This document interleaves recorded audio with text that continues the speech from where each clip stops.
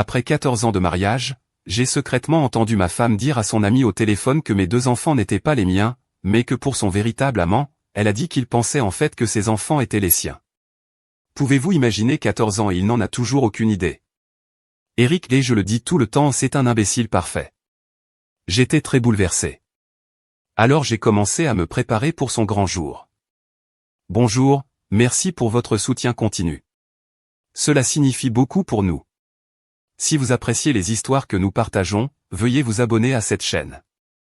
Ce serait formidable si vous pouviez également commenter la ville depuis laquelle vous regardez. Nous pourrions juste vous saluer dans notre prochaine histoire. Aujourd'hui, notre remerciement spécial va à Jackson, de l'Ohio. Nous sommes heureux que vous appréciez nos histoires. Passons maintenant aux détails de l'histoire d'aujourd'hui. Je n'étais pas censé rentrer si tôt. Mon rendez-vous avec un fournisseur a été reporté à la dernière minute, alors j'en ai profité pour prendre le café préféré de Mélissa en revenant. Un expresso au caramel trop compliqué, elle a toujours insisté sur le fait qu'il ne devait être dégusté que dans un seul endroit de la ville. Peut-être que je voulais juste lui faire une surprise, peut-être que je voulais la voir sourire sans le demander. 14 ans de mariage vous apprennent quelque chose, quand parler, quand se taire et quand un geste vaut plus de 100 mots. Je me garais dans l'allée, le silence m'enveloppant comme un avertissement. Je n'y pensais pas beaucoup au début. La maison était trop calme, pas le genre de calme paisible, mais celui qui retient son souffle. Je suis entré et je me suis arrêté, entendant de légers rires. J'ai souri instinctivement. C'était la voix de Mélissa. J'avançais plus lentement, le café toujours à la main, ne voulant pas gâcher la surprise. C'est à ce moment-là que je l'ai entendu. Il pense en fait que ses enfants sont les siens. Pouvez-vous imaginer 14 ans et il n'en a toujours aucune idée. Eric, et je le dis tout le temps, c'est un imbécile parfait. Ma respiration s'est arrêtée. Mes pieds se figèrent sur place, comme si l'air lui-même était devenu concret. Mon cœur n'a pas battu, il a chuté. Mes mains tremblaient. Le café chaud coulait de la tasse, me brûlant le poignet. Mais je ne l'ai pas senti. Je me tenais là derrière le mur, écoutant la femme à qui j'avais consacré ma vie se moquer de moi comme une blague courante. Elle continuait à parler, ignorant à quel point j'étais proche. Non, je ne me sens pas mal. Il était toujours occupé à bâtir cette entreprise. Il a raté les signes. En plus, les enfants lui ressemblent suffisamment pour réussir. Et Eric, il a toujours été celui-là, toujours. La tasse est tombée de ma main et s'est brisée, pas assez fort pour l'alerter, mais assez pour marquer le moment où quelque chose en moi s'est brisé aussi. J'ai reculé lentement, chaque cellule de mon corps criant pour des réponses, pour la justice, pour une confrontation. Mais au lieu de cela, j'ai fait quelque chose d'encore plus difficile, je suis resté silencieux. J'ai nettoyé le café, essuyé mon poignet et suis entré dans la cuisine comme si je venais d'arriver d'une longue journée de travail. Elle m'a souri, le même sourire que j'avais mémorisé au fil des années, celui qui me faisait autrefois me sentir comme l'homme le plus chanceux du monde. Et, tu es en avance. Gazouilla-t-elle, déposant un baiser sur ma joue. Tout va bien, j'ai hoché la tête. J'ai posé des questions sur les enfants. Elle a dit qu'ils étaient sortis avec sa mère. Je lui ai dit que je lui avais apporté son café préféré, mais je l'ai laissé tomber comme un idiot dans le couloir. Elle a ri et m'a taquiné. J'ai ri aussi, non pas parce que c'était drôle, mais parce que je savais quelque chose qu'elle ignorait. Le jeu avait changé.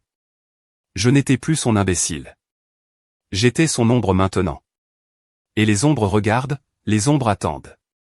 Ce soir-là, je me suis assis dans mon bureau à domicile et j'ai regardé les photos de famille sur mon étagère, 2 enfants souriants, Mélissa avec sa tête contre mon épaule, moi, le père fier, le mari aimant. Mais maintenant, les sourires semblaient mis en scène, les couleurs semblaient fades.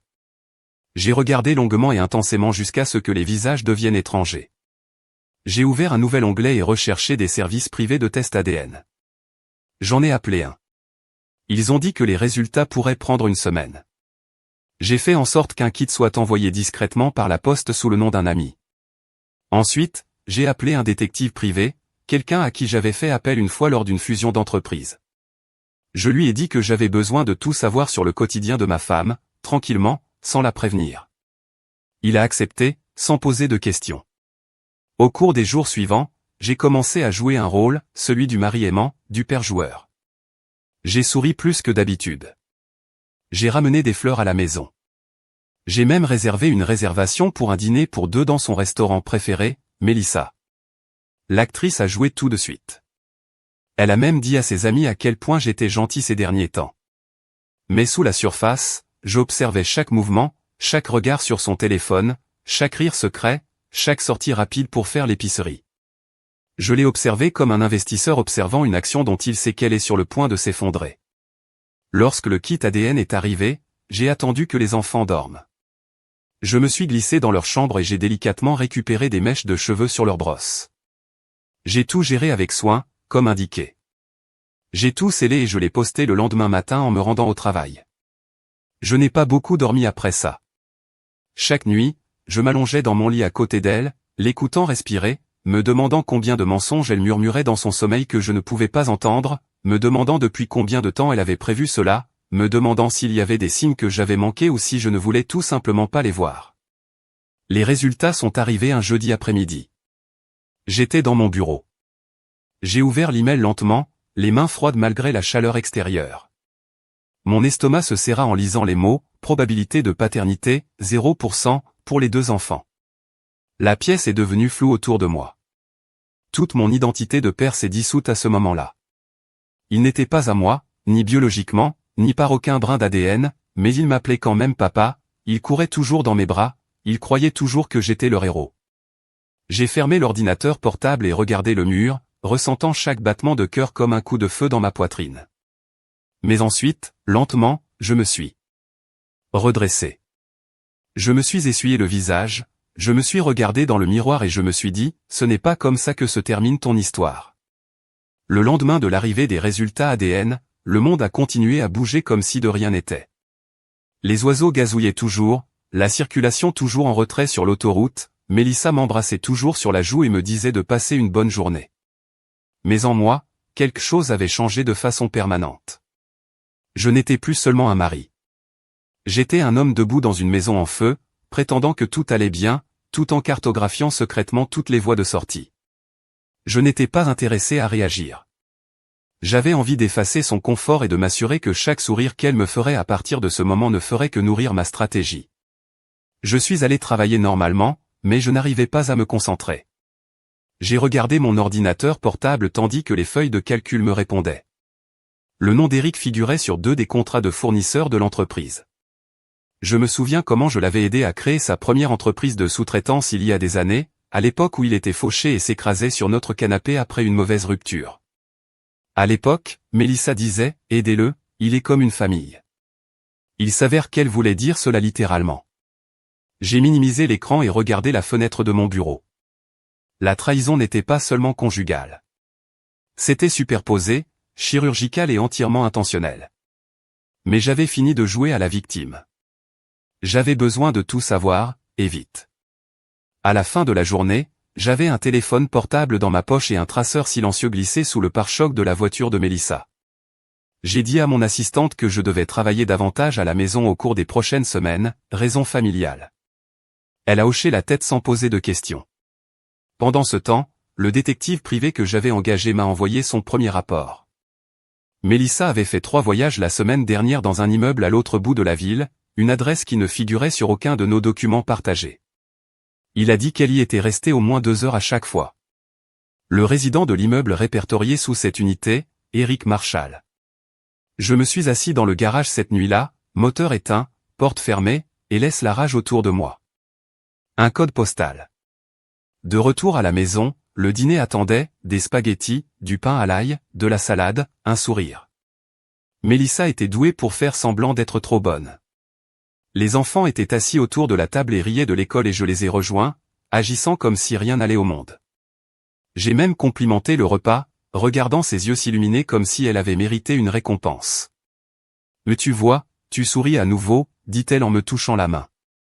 J'acquiesçai doucement, serrant le sien en arrière. « Ouais », répondis-je. On dirait que les choses recommencent à avoir un sens et qu'elle n'était tout simplement pas comme elle l'imaginait. Cette nuit-là, pendant qu'elle dormait à côté de moi, j'ai ouvert le dossier sécurisé de mon téléphone et j'ai écouté l'audio que mon enquêteur avait enregistré plus tôt dans la journée, Mélissa et Eric riant sur son balcon. Elle dit des choses comme « Il pense toujours que je suis loyal. Le temps qu'il le découvre, je serai parti et j'aurai la moitié de tout. La voix d'Eric, ce n'est qu'une question de temps. Amenez-le simplement à entamer la procédure de divorce. Soyez gentil, adoucissez-le. J'ai mis l'audio en pause et j'ai regardé le plafond. Elle ne faisait pas que tricher. Elle élaborait une stratégie de sortie financée par le travail de ma vie. Le lendemain matin, je me suis regardé dans le miroir et j'ai souri à mon propre reflet. Ce n'était pas un sourire joyeux. C'était le genre de sourire qui apparaît lorsqu'un homme accepte enfin la vérité et abandonne ce qu'il ne peut pas contrôler. Je savais ce que je devais faire. J'ai contacté un avocat discret spécialisé dans la protection des actifs et la préservation du patrimoine. En une semaine, j'ai commencé à créer une nouvelle fiducie au nom de ma mère. J'ai commencé à transférer des titres de propriété, pas d'un seul coup, mais petit à petit, dissimulés sous des documents et des formalités standards. Elle n'avait jamais posé de questions. De toute façon, elle n'a jamais prêté attention aux détails. C'était mon travail. Pour distraire Mélissa, je me suis penché sur son fantasme. Je lui ai acheté un sac de créateur qu'elle recherchait. J'ai prévu une journée au spa pour elle et ses amis. Je lui ai même dit que j'envisageais de faire une pause dans mon travail pour renouer avec la famille. Elle a tout mangé comme du gâteau. Chaque jour où elle croyait que je m'adoucissais était un autre jour. Je me suis rapproché de sceller toutes les portes derrière elle. Le détective n'arrêtait pas de me mettre au courant avec des photos et des eurodatages, l'appartement d'Eric, des retraits d'espèces, une carte de crédit cachée. Elle se préparait à s'enfuir, mais ce qu'elle ne savait pas, c'est que je me préparais à me brouiller. Puis une nuit, quelque chose d'inattendu s'est produit. Mon maçon le plus âgé est venu dans mon bureau et m'a dit « Papa, je peux te parler ». J'ai hoché la tête. Il avait l'air nerveux. Maman a dit « Si jamais toi et elle vous sépariez, nous irions probablement vivre avec oncle Eric. » Est-ce vrai? Mon cœur s'est arrêté. J'ai gardé ma voix calme et j'ai dit « Pourquoi demandez-vous » Il haussa les épaules. Je l'ai entendu parler au téléphone. Je ne veux pas vivre avec lui. Il est bizarre. Je l'ai serré fort dans mes bras, cachant la tempête qui m'a envahi. Même les enfants étaient des pions dans son plan de sortie. C'est à ce moment-là que j'ai décidé qu'il n'y aurait pas de pitié. Eric avait toujours été là. C'était le genre d'homme qui s'est glissé dans votre vie sous prétexte d'amitié et qui s'est mis à l'aise avant que vous réalisiez à quel point ses racines étaient profondes. Je l'ai rencontré lors d'un projet de lotissement il y a 10 ans. À l'époque, il sortait tout juste d'une start-up ratée et avait besoin de travail. J'ai vu du potentiel en lui. Il était rude sur les bords mais avait du charme, du charisme et suffisamment de désespoir pour dire oui à tout. Je l'ai accueilli, lui ai donné un rôle dans mon entreprise, je l'ai laissé s'installer dans notre chambre d'amis pendant 6 mois. Je lui ai même donné une seconde chance lorsqu'il a volé le fond d'un projet et l'a rendu le lendemain en implorant pardon. C'est Mélissa qui m'a convaincu de le garder. Il fait partie de la famille maintenant, avait-elle dit avec un doux sourire. J'aurais dû le savoir alors. Le chercheur principal m'a envoyé un rapport complet ce matin-là. Mélissa visitait l'appartement d'Eric chaque semaine, mais ce qui me faisait mal au ventre n'était pas la fréquence, mais les photos, elle en tenue de sport portant des courses chez lui. Elle partait tard dans la nuit dans un de mes vieux sweats à capuche. Elle l'embrassa sur le parking avec le genre d'affection qu'elle me réservait. Il n'y avait aucune honte, aucune hésitation. Le timbre à date indiquait que ces visites remontaient à près d'1 an. La trahison n'était pas nouvelle. Il m'avait fallu tout ce temps pour voir la pourriture sous la surface. J'ai regardé une photo d'Eric tenant la main de ma fille alors qu'ils entraient dans un centre commercial ensemble ma fille et c'est à ce moment-là que quelque chose en moi s'est durci de manière irréparable. J'ai commencé à examiner tous les dossiers financiers qu'Eric avait touchés au sein de mon entreprise. J'ai découvert des écarts, de petits montants constants manquant au fil du temps, des dépenses mal déclarées, des accords de fournisseurs douteux. J'ai demandé à mon comptable de creuser plus profondément. Ensemble, nous avons découvert une société écran qu'Eric avait créée, enregistrée sous un nom différent mais recevant des paiements mensuels de mes comptes professionnels. Mélissa avait signé certains d'entre eux comme mandataires alors que j'étais en voyage d'affaires. Ils ne dormaient pas seulement ensemble, ils siphonnaient mes moyens de subsistance en riant dans ma maison, en mangeant ma nourriture assis à ma table. Ils m'avaient transformé en compte bancaire ambulant. Cette nuit-là, je me suis assis seul dans le salon, regardant les photos encadrées au mur. Il y en avait un lors d'un voyage en famille en Floride, Mélissa en robe d'été, moi tenant les 2 enfants dans mes bras et Eric assis à côté de nous avec un sourire qui ressemblait maintenant à un masque. Je lui avais fait confiance pour tout ma maison, mes enfants, mes affaires et il avait tout pris et m'avait craché au visage derrière un sourire. J'ai attrapé le cadre photo, je l'ai regardé fixement, puis je l'ai calmement retiré du mur et je l'ai posé face contre terre sur la table. Cette image était un mensonge, mais la vérité était désormais mon arme. Mélissa a commencé à agir de manière plus audacieuse dans les jours qui ont suivi. Elle nous a suggéré de vendre l'un des immeubles locatifs pour libérer de l'argent. J'ai accepté en souriant, puis j'ai immédiatement transféré l'acte à ma mère et je l'ai marqué comme bien familial privé. Elle a également commencé à poser davantage de questions sur notre entreprise. Que arrivera-t-il à tout si quelque chose vous arrive, a-t-elle demandé pendant le dîner, en faisant tournoyer des spaghettis sur sa fourchette comme si c'était n'importe quel autre soir? Tu veux dire si je mourais? J'ai répondu. Elle eut un rire nerveux. Je suis juste curieux. Il est intelligent de planifier ces choses. Je lui ai dit de ne pas s'inquiéter. Je prévoyais tout, chaque détail. J'ai commencé à contacter des experts juridiques sous de faux noms. J'avais besoin d'une protection hermétique, non seulement contre ces mensonges, mais aussi contre tout piège juridique qu'elle préparait. Je savais ce qu'elle cherchait.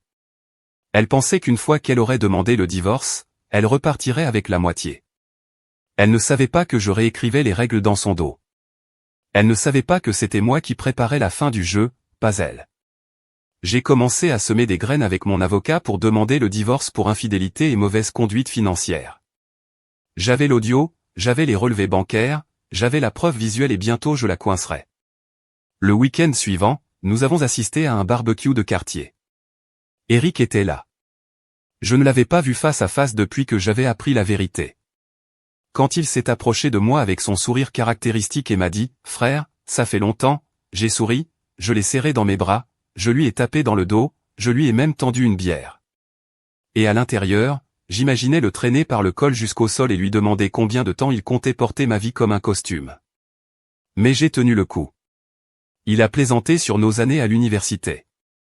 Mélissa rit à côté de lui. Je les ai regardés tous les deux et j'ai ri aussi, car le jour du jugement n'était plus une question, il était programmé. Cette nuit-là, j'ai regardé Mélissa dormir à nouveau.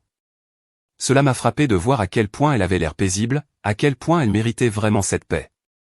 J'ai pensé à la première fois que je lui ai dit que je l'aimais, à la façon dont ses yeux s'illuminaient, à la façon dont elle avait tendu la main. Je me suis souvenu du jour de notre mariage, de la pluie, du baiser, de la promesse. Mais je me souvenais aussi d'autre chose, le son de sa voix lors de cet appel téléphonique. Il pense toujours que ses enfants sont les siens. Cette voix n'était pas celle de la femme que j'avais épousée. C'était un étranger, et j'en avais fini de dormir à côté d'un étranger. On dit que la trahison endurcit un homme, mais ce qu'on ne vous dit pas, c'est la force qu'il faut pour continuer à saigner devant son traître sans broncher. C'est ce que j'ai fait pendant des semaines. Je me suis réveillé à côté de Mélissa, j'ai préparé le petit déjeuner, j'ai joué avec les enfants et je l'ai embrassé sur le front comme si je ne déchirais pas tranquillement notre monde. Dans les coulisses, le masque que je portais est devenu une seconde nature. Chaque doux sourire, chaque hochement de tête, chaque contact de sa main était un mensonge, une performance conçue pour me faire gagner du temps. Et j'ai si bien joué le rôle qu'elle y croyait à chaque seconde. Pendant le dîner, je complimentais ses repas. J'ai même réservé quelques journées au spa juste pour la convaincre que j'étais toujours l'idiot adoré qu'elle croyait que j'étais. Pendant ce temps, mon avocat et moi étions en train de terminer les formalités administratives pour transférer chaque propriété que je possédais au nom de ma mère, chaque maison, chaque actif, chaque investissement.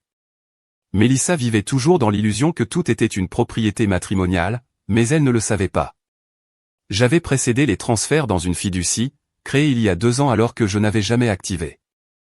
Jusqu'à présent, elle ne pouvait pas revendiquer ce qui ne m'appartenait plus. J'ai dû sourire à cause de tant d'insultes, subtiles, comme lorsqu'elle a dit « Peut-être que tu devrais laisser Eric gérer certaines affaires, il est plus rapide avec les gens. » Ou quand elle a plaisanté avec sa sœur en disant que Jordan perdait le contact. Il est trop old school.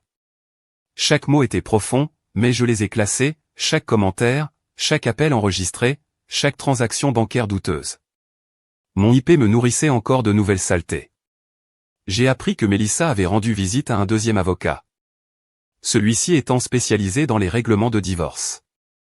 Elle n'avait pas seulement une liaison, elle élaborait une stratégie pour me vider, me nettoyer et disparaître. Mais elle n'a pas réalisé que j'avais 10 coups d'avance. J'ai orchestré une fausse confession une nuit. J'ai dit à Mélissa que j'étais stressé au travail, que j'avais peur de perdre des clients, voire de faire faillite. Elle s'arrêta brièvement, mais suffisamment longtemps pour que je puisse voir l'étincelle d'opportunité dans ses yeux. « Ne t'inquiète pas, bébé, dit-elle. Nous trouverons une solution ensemble. » Elle m'a même côtoyé et m'a proposé de gérer à nouveau les comptes du ménage. C'était la confirmation dont j'avais besoin. Elle sentit la faiblesse et pensa que c'était son ouverture. Mais j'avais déjà gelé les comptes joints. J'avais des cartes de crédit fermées. Elle ne s'en était tout simplement pas encore rendue compte, car les factures étaient toujours payées à partir d'un fonds de secours que j'avais créé au nom de ma mère. Je la regardais tous les jours, comme un scientifique observant un sujet. Ses mouvements étaient calculés, mais son arrogance la rendait négligente. Elle a commencé à prononcer le nom d'Éric plus souvent dans les conversations, comme pour me préparer à la nouvelle normalité qu'elle finirait par dévoiler. Elle a plaisanté sur la chance que nous avions d'avoir un ami comme lui. Une fois, je l'ai surprise en train de regarder une photo des enfants avec un regard étrange, presque coupable, mais cela a disparu quand elle m'a vu regarder. Mélissa n'avait pas seulement l'intention de partir, elle avait l'intention de réécrire l'histoire pour que je sois le méchant, et c'était la partie qu'on ne pouvait pas laisser arriver. Ma mère a appelé un après-midi, inquiète, « Ça va, Jordan ? Vous semblez détaché. » Je lui ai assuré que j'allais bien, mais elle a insisté, « Que se passe-t-il entre vous deux ?» J'ai fait une longue pause. Puis j'ai dit, « Tu n'as encore rien à craindre, maman, mais si jamais je te demande de signer quelque chose, fais-moi confiance et fais-le. » Elle a hésité puis a dit « D'accord. » C'est comme ça que j'ai su que je devais terminer ça sans que personne d'autre ne soit pris dans les décombres. J'avais besoin d'isoler le cancer et de l'éliminer chirurgicalement. J'ai commencé à préparer la présentation. D'une certaine manière, cela me semblait absurde de concevoir un PowerPoint sur votre propre trahison, mais j'en avais besoin. J'avais besoin que tous ceux qui considéraient Mélissa comme une épouse douce et souriante voient la vérité. J'ai récupéré des journaux de texte, des relevés bancaires, des photos, des transcriptions d'appels. Je les ai organisés dans des dossiers, vol financier, preuves d'infidélité, journaux de surveillance, motif légal. Chaque élément de preuve était une balle que je tirais d'un seul coup soigneusement ciblée. Mais je n'étais pas prêt à appuyer sur la gâchette. Pas encore. Le timing était primordial, et son anniversaire approchait à grands pas. Mélissa avait planifié son anniversaire comme un gala royal. Pas grand, juste intime, elle a dit, des amis proches, quelques parents, Éric. Bien sûr, elle ne savait pas que je préparais quelque chose de bien plus mémorable. Je veux juste quelque chose de significatif cette année, m'a-t-elle dit en sirotant du vin dans notre jardin. J'ai hoché la tête, vous vous en souviendrez certainement. J'ai répondu et je le pensais. La pensée de son visage lorsque la vérité a explosé devant son entourage a joué dans mon esprit comme un film que je ne pouvais pas arrêter de regarder. C'était la seule chose qui rendait supportable la simulation. Je lui ai donné tout ce qu'elle voulait. Dans les semaines qui ont précédé ce jour, je l'ai même emmené faire du shopping. J'ai ri de ses blagues. Je l'ai regardée virevolter dans de nouvelles robes et je lui ai demandé quelle couleur la faisait se sentir la plus belle. J'ai écouté pendant qu'elle disait à son ami au téléphone qu'elle avait enfin Jordan là où elle le voulait. Chaque faux moment nourrissait sa confiance. Chaque sourire sur scène m'a permis d'acquérir un pouce de contrôle supplémentaire. Elle ne savait pas que j'avais déjà changé les serrures de la maison sur la plage, ni que le document final que j'avais déposé cette semaine-là la rendait inéligible à la pension alimentaire du conjoint. Elle pensait qu'elle avait le temps, elle pensait qu'elle avait le pouvoir, mais tout ce qu'elle avait c'était un compte à rebours et l'horloge était presque à zéro. Alors que la dernière semaine avant l'anniversaire de Mélissa approchait, je pouvais sentir la tension bourdonner sous ma peau comme un faible courant électrique. Chaque moment que nous avons passé ensemble était comme le calme avant une tempête, encore lourd, épais, avec un poids que moi seul pouvais ressentir. J'ai traversé la maison comme s'il s'agissait d'un décor et j'étais le seul à savoir que le scénario était sur le point de basculer. Mélissa n'en avait aucune idée. Elle était occupée à finaliser la liste des invités, à s'inquiéter du goût du gâteau et à choisir la robe parfaite. Pendant ce temps, je finalisais des documents, éditais une présentation et préparais une démolition contrôlée de notre vie, qui se produirait devant les personnes qu'elle voulait le plus impressionner. J'avais déjà emménagé la propriété définitive au nom de ma mère, tranquillement, sans bruit, sans confrontation. Même la maison de vacances Mélissa pensait que nous allions prendre notre retraite. Techniquement, la seule chose à laquelle elle avait encore accès était le SUV familial, et c'était uniquement parce que je n'avais pas encore décidé de transférer le bail. C'était parfois surréaliste d'être assise en face d'elle au dîner alors qu'elle rayonnait de la façon dont cette année était une chance. Je souriais, je portais un toast à son anniversaire et je pensais, votre chance se termine à la seconde où les lumières diminuent et l'écran s'allume. J'étais stratégique concernant la liste des invités. Je l'ai poussé sournoisement à inviter certaines personnes, son patron, sa cousine, Mia, 2 de nos vieux amis de l'université et, bien sûr, Eric. L'idée était de remplir la pièce de ceux qui la respectaient et pensaient qu'elle avait le mariage parfait. Je voulais que la chute soit longue et dure et je voulais des témoins. Mon avocat a dit que je marchais sur une ligne ténue et que la honte publique pourrait se retourner contre un tribunal de divorce. Mais je ne visais pas la sympathie d'un juge. Mon objectif était de lui faire disparaître toutes les illusions dans lesquelles elle s'était enveloppée, et j'avais suffisamment de preuves pour justifier chaque action. Le technicien que j'avais embauché ou le même qui a aidé à sécuriser les serveurs cloud de notre entreprise me devait une faveur. Je lui ai dit que j'avais besoin d'une configuration de flux privé, qui me permettrait de projeter une compilation vidéo pendant la fête sans avertir Mélissa. Il m'a construit une séquence temporelle, dès que je cliquais sur un seul fichier, une boucle de preuves était diffusée, des enregistrements vocaux, des photos et enfin un PDF plein écran des résultats du test ADN. Je l'ai testé 2 fois dans mon bureau et les 2 fois, il a parfaitement fonctionné. J'ai regardé les clips seul, les laissant piquer une dernière fois avant de m'en servir comme d'arme. J'ai passé cette dernière nuit à répéter ce que j'allais dire. Je ne voulais pas que ça paraisse amer. Je ne voulais pas crier ou faire une scène. Je voulais être calme, froide, mesurée. Je voulais que chaque mot soit net, pas bruyant. J'ai pratiqué le discours en me regardant dans le miroir, en étudiant mon reflet, comme un homme étudie un champ de bataille avant d'y entrer.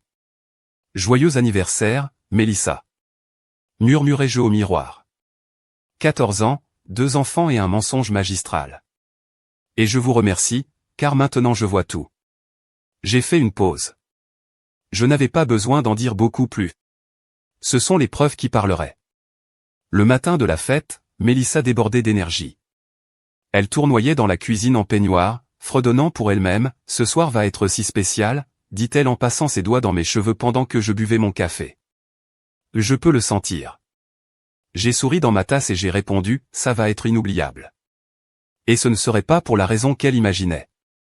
J'ai vécu les mouvements ce jour-là, comme un fantôme piégé dans un souvenir.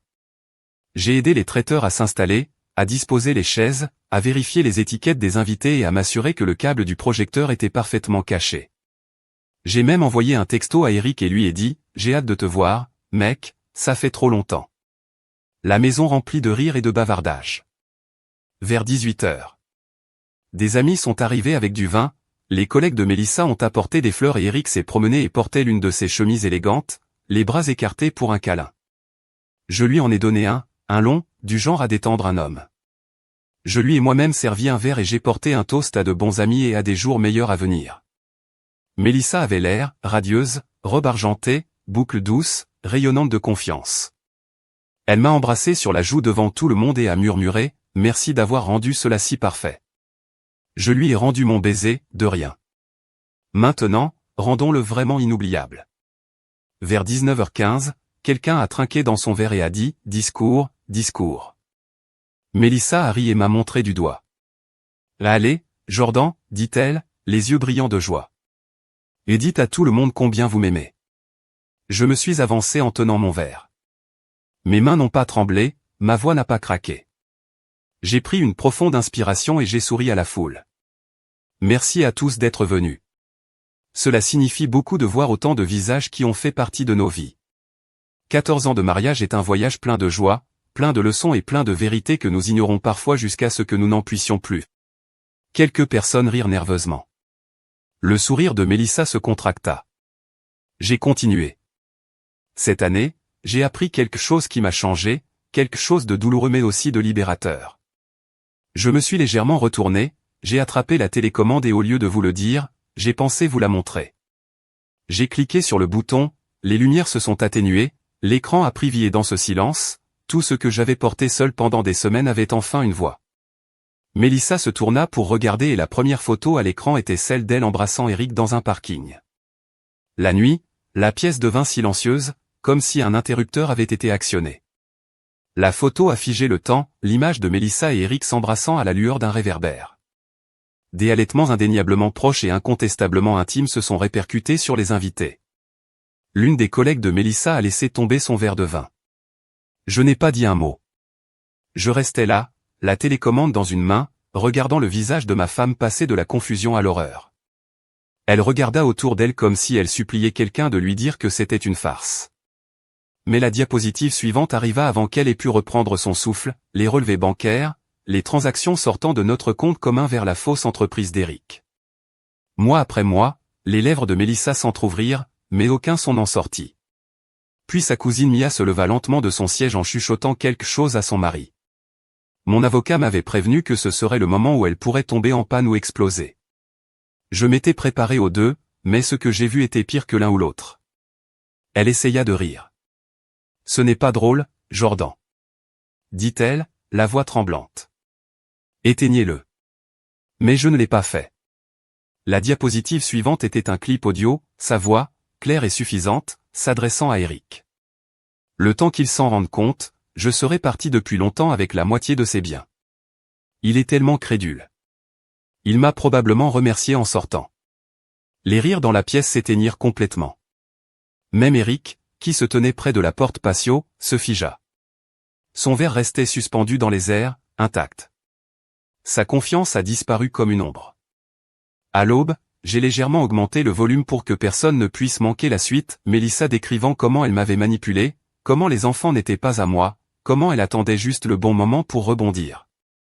Et puis, comme chorégraphié pour la cruauté, la diapositive finale, le scan PDF des résultats ADN, probabilité de paternité, 0% pour les deux enfants. Je laisse l'image s'attarder à l'écran. Je l'ai regardée, je n'ai pas cligné des yeux. Ses jambes cédèrent et elle trébucha contre le mur, la main agrippant la table derrière elle. Tu es dégoûtant, m'a-t-elle sifflé. Tu as tout gâché. Je m'avançai en gardant ma voix calme. Non, Mélissa, tu as tout gâché. J'ai juste arrêté de protéger votre version de la vérité. Eric parla finalement, mec, ça, c'est hors de propos. On devrait garder ça en privé. Je me suis tourné vers lui et j'ai dit assez fort pour que tout le monde puisse l'entendre, privé comme le compte bancaire que vous avez ouvert sous un faux nom ou la maison que vous avez achetée avec mon argent. Une nouvelle vague de murmures balaya la pièce. Le patron de Mélissa s'est levé et a dit doucement, je pense que nous devrions partir. Plusieurs autres suivirent. Le parti s'est dissous plus vite qu'il ne s'était rassemblé. Les invités se dirigèrent vers la porte dans un silence stupéfait, certains marmonnant des excuses, d'autres regardant Mélissa comme s'ils la voyaient pour la première fois. Elle a essayé de courir après Mia, en lui attrapant le poignet. Vous me croyez, n'est-ce pas? C'est juste qu'il exagère. Mia retira sa main. Je ne sais pas qui tu es. Cette phrase était plus profonde que tout ce que j'aurais pu dire moi-même, et à ce moment-là, j'ai réalisé quelque chose, elle n'était pas seulement en train de perdre son mariage, elle perdait son public. Lorsque le dernier invité partit et que la porte se referma derrière eux, le silence dans la pièce ressemblait à de la fumée après une explosion, épais, étouffant et impossible à ignorer. Mélissa s'est tournée vers moi avec un visage plein de fureur et de désespoir. Tu penses que ça te rend fort? Tu m'as humilié. Vous avez fait de nos vies un cirque. Je me suis rapproché, gardant ma voix égale. Non, j'ai mis fin au cirque que tu as créé. Je me suis juste assuré que tout le monde voyait la tente s'effondrer. Elle a attrapé mon bras, mais je me suis éloigné. Ne le faites pas. J'ai dit, cette représentation est terminée. Vous pouvez arrêter d'agir. Maintenant, elle essayait de reprendre le contrôle. Très bien, tu veux divorcer. Tu vas payer pour ça. Je te prendrai pour tout. Je lui ai coupé tout. Vous voulez dire les propriétés qui ne m'appartiennent plus, les comptes auxquels vous ne pouvez pas accéder, la confiance qui protège mon entreprise. Il ne te reste plus rien à prendre, Mélissa. Vous en avez déjà assez pris. Elle avait l'air stupéfaite. Je t'ai perdu. Vous avez tout transféré. J'ai hoché la tête il y a 2 mois, juste après l'arrivée des résultats ADN. Je savais exactement ce que vous essayiez de faire, alors je me suis assuré que vous repartiriez avec exactement ce que vous aviez apporté à ce mariage, rien. Elle resta silencieuse, la mâchoire tremblante. Son téléphone sonna. Elle l'a ignoré. Je suis passé devant elle jusqu'à la table à manger, j'ai sorti un dossier en papier cartonné et je l'ai posé. Votre copie des papiers du divorce, déjà déposée. Vous serez officiellement servi demain matin, mais j'ai pensé vous offrir un cadeau d'anniversaire en avance. Elle ouvrit le dossier en serrant la main. Ses yeux parcoururent les premières lignes, puis se tournèrent vers moi. Tu es sérieux? J'ai hoché la tête. Je n'ai jamais été aussi sérieux de ma vie. Puis je me suis retourné, je suis monté à l'étage et je l'ai laissée seule dans les ruines de la vie qu'elle pensait contrôler. Cette nuit-là, je n'ai pas dormi, non pas parce que j'étais brisé, mais parce que je ne l'étais finalement pas. Je me suis allongé sur le lit de la chambre d'amis, regardant le plafond, écoutant les sons tranquilles d'une maison qui n'est plus remplie de mensonges. Mon téléphone a bourdonné une fois, un numéro inconnu. Je n'ai pas répondu. Il ne me restait plus rien à expliquer et il ne reste plus rien à cacher. J'ai pensé aux enfants, sur la façon dont je leur brisais la vérité, doucement, soigneusement. Ils étaient innocents. Je m'en soucierais toujours, même s'ils n'étaient pas à moi par le sang. Mais Mélissa, elle l'avait écrite se terminant par son propre stylo. Le matin est venu tranquillement, mais l'air était différent, plus léger, pour la première fois depuis des semaines. Je me suis réveillé sans crainte, assis sur ma poitrine. J'ai préparé du café en silence et je me tenais près de la fenêtre en regardant le soleil s'étendre sur la pelouse comme si elle nettoyait tout ce qui était devenu pourri. J'ai entendu Mélissa remuer à l'étage, c'est pas plus lent, incertain, elle n'est pas tombée. La fête était terminée, le masque était tombé, il n'y avait plus de jeu à jouer, la vérité était sortie et maintenant nous avons dû vivre au lendemain. Mais un seul d'entre nous avait un plan pour cela. Au milieu du matin, il y a eu un coup à la porte. Mélissa se tenait derrière moi dans une robe, demandant qui c'était le shérif. J'ai répondu calmement. Elle se figea, sa main tomba à ses côtés, comme si quelque chose venait de se casser en elle. Lorsque j'ai ouvert la porte, l'officier m'a salué et a remis l'avis de divorce officiel. Mélissa recula, se serrant dans ses bras. « Où est-ce que ça se passe vraiment ?» a-t-elle chuchoté. « C'est cruel, Jordanie. C'est une annihilation publique. » Je me suis tourné vers elle, « Tu penses que je voulais ça ? Tu as allumé le match. » Je me suis juste arrêté, faisant semblant de ne pas voir le feu. Alors que l'officier partit, elle s'est effondrée sur le canapé du salon, les yeux silencieux, larges et flous. J'ai presque eu pitié, presque. Mais ensuite je me suis souvenu de chaque instant. Elle m'a manipulé, chaque mensonge. Elle tourna en souriant sur mon visage, tout en touchant ma main, tout en tenant les enfants, comme rien dans le monde n'était faux. Elle ne méritait pas la pitié, elle méritait des conséquences. Je me suis assis en face d'elle et, après un long silence, j'ai dit, tu devrais commencer à emballer. La maison n'est plus légalement à moi, c'est au nom de ma mère. Elle veut que ça vide d'ici le week-end. Mélissa m'a regardé comme si j'avais dit une langue étrangère. Aidez-vous à siphon financer de mon entreprise. Ai-je mentionné que je lui ai parlé? Son visage épuisé de couleur. Vous n'avez pas hoché la tête. Elle va bientôt déposer. On dirait que vous n'êtes pas le seul à faire face à un divorce cette semaine. Mélissa a couvert son visage avec ses mains et a laissé échapper un son que je ne pouvais pas tout à fait définir, une partie donc, une partie de cri, mais cela ne m'a pas ému.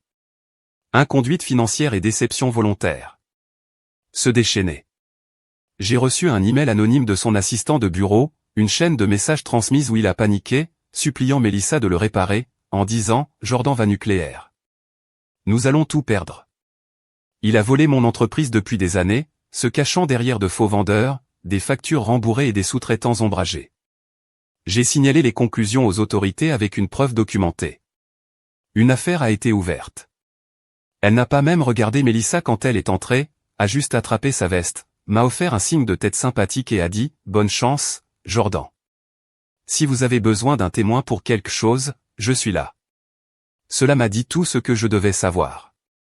Mélissa avait perdu plus qu'un simple mariage. Elle avait perdu sa crédibilité, son cercle, son illusion de contrôle. Elle s'assit dans les escaliers alors que Mia partisait, tenant son téléphone comme si elle attendait quelqu'un pour la sauver. Mais il n'y avait pas de message, pas de message. Un étranger a demandé à un moment donné, pensez-vous que je ne suis pas un monstre? La porte. Seulement cette fois, il n'y avait rien qui l'attendait de l'autre côté, juste le silence, juste les retombées, juste les morceaux d'un jeu qu'elle pensait pouvoir truquer pour toujours. Je me suis tenu au sommet des escaliers et j'ai regardé la voiture s'éloigner et pour la première fois depuis des années, j'ai senti quelque chose de inconnu s'installer dans ma poitrine, la paix. Un mois s'est écoulé, puis un autre. La maison était à nouveau calme, mais pas creux. L'absence de tromperie avait son propre genre de musique, douce, honnête, non menaçante. J'ai repeint la chambre, changé les meubles, retiré chaque photo encadrée qui ne se sentait plus réelle. Les enfants ont passé du temps avec moi le week-end et nous nous sommes installés dans un rythme. Ils ont posé des questions, d'où au début, puis plus profondément, pourquoi maman est-elle partie? Allons-nous aller bien? J'ai répondu avec patience, jamais venin. Parfois, les gens mentent, leur dis-je, mais la vérité trouve toujours son chemin. Et oui, nous allons aller bien. Mélissa a essayé de me contacter dans les premières semaines. Messages vocaux, textes longs, excuses timides déguisées en diatribes. Je n'ai pas répondu. Elle ne tenait pas la fermeture. Elle tendit la main parce que les murs s'étaient fermés et elle ne pouvait pas trouver de porte. Eric avait été arrêté après que l'une de ses sociétés factices a été signalée lors d'un audit fédéral. Il a conclu un accord, bien sûr, mais en échange, il a abandonné tout ce qu'il restait. La dernière fois que j'ai entendu qu'il était retourné avec sa mère dans l'Ohio et qu'il avait été interdit de faire des affaires dans l'État pendant 5 ans. Le karma ne frappe pas toujours. Parfois, cela laisse juste entrer le toit. Je pensais que c'était la fin. J'étais prêt à continuer à me concentrer sur les enfants, à reconstruire de l'intérieur. Puis un mardi matin, j'ai reçu la lettre, une enveloppe blanche ordinaire, sans adresse de retour, livrée à mon bureau par un courrier. Je l'ai ouvert lentement. C'était de Mélissa. J'ai reconnu son écriture immédiatement. C'était tremblant, moins raffiné que je ne m'en souvenais. La lettre a commencé à douceur, comme si elle avait peur que le papier lui-même puisse prendre feu. Elle a dit qu'elle avait le temps de réfléchir, qu'elle regrettait ce qu'elle avait fait, qu'elle avait raté la vie que nous avons construite. Et puis est venue la phrase qui m'a fait tomber la lettre pendant un moment, « Je suis enceinte et c'est à vous ». Je me penchai en arrière sur ma chaise et regardai le plafond, la sienne enceinte, la mienne. Mon esprit est retourné à quelque chose que j'avais presque oublié, quelque chose que je ne lui ai jamais parlé d'un voyage tranquille dans une clinique il y a près d'1 an, une décision prise après de longues pourparlers avec mon médecin, une vasectomie. Je ne l'ai pas dit à Mélissa, non pas parce que je ne lui faisais pas confiance à l'époque, je croyais toujours que je pouvais réparer les choses, mais parce que je ne voulais pas plus d'enfants dans une maison déjà mal à partir de fissures. Je ne pouvais pas expliquer. Je ne lui ai jamais dit. Elle n'a jamais su. Alors maintenant, en lisant cette affirmation, je n'ai pas eu peur. J'ai ressenti quelque chose de plus proche pour calmer la clarté. J'ai repris la lettre et j'ai continué à lire. Elle a écrit sur le mal à trouver un endroit où séjourner, comment elle ne pouvait pas retourner chez ses parents, ils l'avaient coupée après la fête. Comment Eric s'était tourné contre elle quand la chaleur est arrivée. Elle a affirmé qu'elle voulait Coco part pour recommencer. Peut-être que nous pourrions reconstruire quelque chose, même si, tout comme des amis, je plissais soigneusement la lettre et les plaçais dans le tiroir inférieur de mon bureau. Je n'avais pas besoin de répondre. La vérité se révélerait assez tôt, tout comme elle l'a toujours fait. Ce week-end, j'ai emmené les enfants au lac. C'était chaleureux, paisible. Mason a essayé de pêcher pendant que Léa construisait un château de sable au bord de l'eau. Je les ai regardés fiers et un peu le cœur brisé à la fois. Ils n'étaient pas à moi par l'ADN, mais ils étaient à moi de toutes les manières qui comptaient. J'ai enseigné à Mason à faire du vélo. J'ai tenu YL à la première fois qu'elle a eu une crise d'asthme et a pensé que le monde se terminait. J'embrasserai, gratte les genoux, l'aide avec les mathématiques, les devoirs, je lisais des histoires au coucher. La biologie ne les a pas soulevés. Je l'ai fait, et je continuerai à le faire, quoi qu'il arrive. Cette nuit-là, alors qu'ils dormaient dans leur chambre, je me suis assis sur le porche en sirotant du thé, enveloppé dans une couverture. J'ai pensé au pardon, non pas pour elle mais pour moi, pour être resté trop longtemps, pour avoir douté de mon instinct, pour avoir laissé l'amour m'aveugler dans le silence. J'ai pardonné à l'homme que j'étais, parce qu'il ne savait pas mieux, mais l'homme que j'étais devenu. Il savait exactement où était la ligne et il ne le traverserait plus jamais. Des semaines plus tard, j'ai reçu une autre lettre. Cette fois, ce n'était pas de Mélissa, c'était d'un cabinet d'avocats. Elle demandait la médiation. J'ai refusé, laisse les tribunaux le gérer. Je n'avais plus de discours, plus d'écran, plus de surprise. Je lui avais donné un siège au premier rang à l'effondrement qu'elle a construit de ses propres mains. Je n'avais pas besoin de lui donner autre chose. Pas mes mots, pas mon énergie, pas une autre seconde de ma vie. Avec le temps, le poids s'estompa. Mes matins étaient à nouveau à moi, la maison résonnait de vrais rires.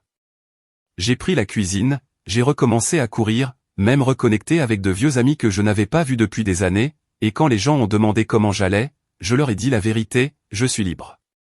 Si cette histoire vous a gardé accroché jusqu'à la fin, n'oubliez pas de frapper le bouton similaire, déposez vos pensées dans les commentaires et abonnez-vous à des histoires vraies à la vie plus puissante qui exposent la trahison, célébrer la justice et nous rappeler toute la force en silence. À bientôt dans notre prochain.